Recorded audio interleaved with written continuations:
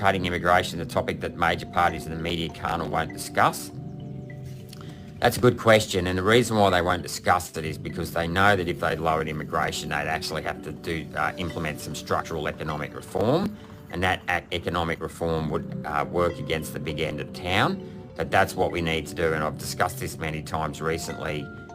The reason why we have a high immigration rate is because it's used to prop up the economy.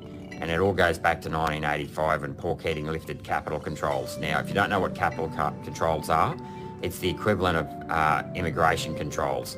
So if a government said to you they were going to let anyone come into Australia, people would quite rightly turn up to Parliament House with pitchforks if the government said we're not going to regulate who comes to Australia.